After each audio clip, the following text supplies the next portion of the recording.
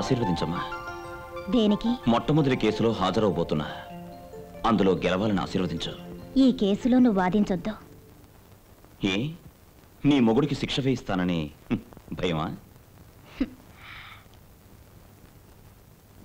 నా కొడుకు మొట్టమొదట వాదించే కేసులో గెలవడం ముఖ్యమని నే ఆశపడుతున్నా. అంటే ఈ కేసులో నువ్వు ఓడిపోతావు నాన్నా.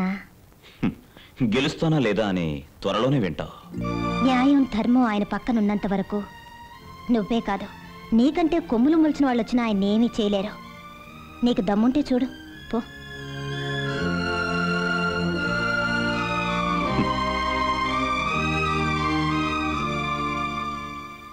పోలీసు వారి కథనం ప్రకారం ప్రమాదం వల్ల చనిపోయాడని చెప్పబడిన వీరభద్రయ్య చావుకి కారణం ప్రమాదం కాదు, అది ఒక హత్య అని లాయర్ ప్రభాకర్ కేసు పెట్టారు.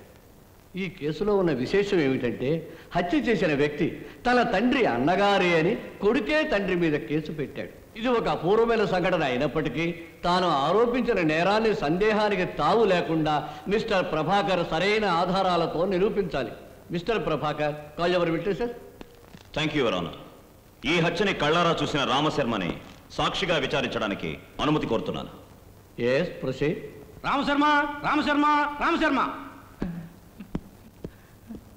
మీ పేరు రామశర్మేగా? ఏంటి ప్రభా, మన ఇద్దరం క్లోజ్ ఫ్రెండ్స్, అలా అడుగుతావేంటి? కోర్టులో అడగడం లాయర్గా నా ధర్మం. ఆ రోజు జరిగింది ఏమిటో కోర్టులో క్లియర్ గా చెప్పండి.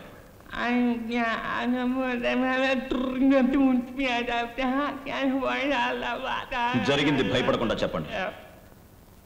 చెప్తాను సార్. నేను ప్రభాకర్ మే నెల 26వ తేదీ ఈస్ట్ కోస్ట్ ఎక్స్ప్రెస్లో విశాఖపట్నం నుంచి హైదరాబాద్ వస్తున్నాం సార్. అప్పుడు ట్రైన్లో సూపర్ ఫిగర్ ఉన్నా. ఈ కేసుకు కావాల్సిన విషయమే చెప్పండి. అవును సార్, నాంపల్లి స్టేషన్కి వచ్చాం. రోజు మాదిరిగానే ట్రైను 1 అవర్ లేట్గా వచ్చింది సార్. బయటకు వచ్చి ట్యాక్సీ మాట్లాడదాం ట్యాక్సీ స్టాండ్కి వచ్చాం సార్. అప్పుడే ఆ హత్యను నేను చూశాను సార్. ఒకడు ఇంకొకరిని కత్తితో నరుకుతున్నాడు. అది చూసిన మన ప్రభ నాన్న నాన్న అని ఏడ్చాడు. వెంటనే నేను మీ నాన్నని చంపేస్తున్నారేంట్రా అని అడిగాను. కాదు కాదు, చంపుతున్నవాడే మా నాన్న అని చెప్పాడు సార్. కరెక్ట్గా హత్య చేసిన అన్నగారే సార్. అది నా 4 కళ్ళతో అచ్చే ఈ 2 కళ్ళతోనూ చూశాను సార్. కోర్టు వారికి కావలసిన ముఖ్యమైన సాక్ష్యాన్ని సమర్పించాను. ఈ కేసులో ముద్దాయి అయిన అన్నగారిని క్రాస్ ఎగ్జామిన్ చేయడానికి అనుమతి కోరుతున్నాను. Yes proceed. అన్నగారు అన్నగారు అన్నగారు.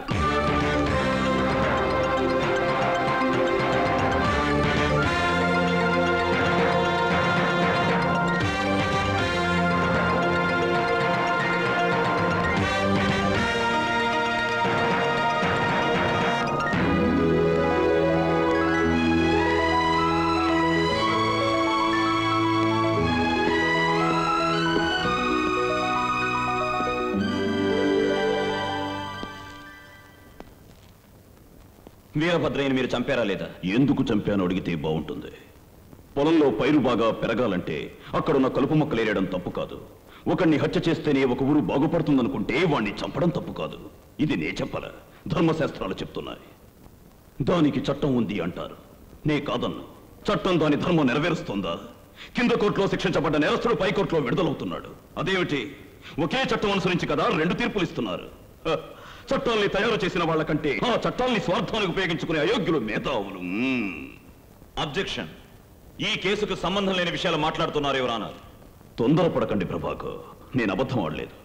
మీరు చెప్పదలిచింది నిర్భయంగా చెప్పచ్చు అన్నగారు, చెప్పండి.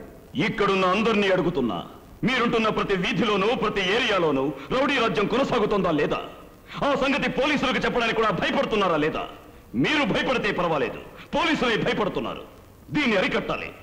ఆ వీరభద్రయ్య కలిపిన విషం వల్ల ఎంతో మంది అమాయకులు చచ్చారు. అది చూస్తూ ఊరుకోమంటారా? గుండె ధైర్యం లేనివాడు, స్వార్థం గురించి ఆలోచించేవాడు వాజమ్మలా ఊరుకుంటాడు. నేను ఊరుకోను. ఎవరికి భయపడాలి? దేనికి భయపడాలి? అన్యాయం చేసే వాళ్లకు ఊడిగం చేస్తారు, న్యాయం కోరే వాళ్లకు ఉరిశిక్ష వేస్తారు. 6 ఏళ్లప్పుడే చావుకు తెగించాను. ఆ వీరభద్రయ్య ఈ లోకంలో ఉండడానికి అర్హత లేనివాడు. వాణ్ణి చంపడం న్యాయమా కాదా? న్యాయస్థానమే చెప్పాలి. డొంక తిరుగుడు మాట్లాడొద్దు. ఒకే మాట చెప్పండి చాలు. హత్య చేశారా లేదా? చెప్పానుగా, నేనే చేశాను. ఏ శిక్ష అయినా వేసుకోండి. నేరస్తుడే తన నేరాన్ని ఒప్పుకున్న కారణంగా వారికి కఠినమైన శిక్ష విధించమని కోర్టు వారిని కోరుకుంటున్నాను. That's all your honour. భగవంతుడా, అన్నగారు నువ్వే రక్షించాలి.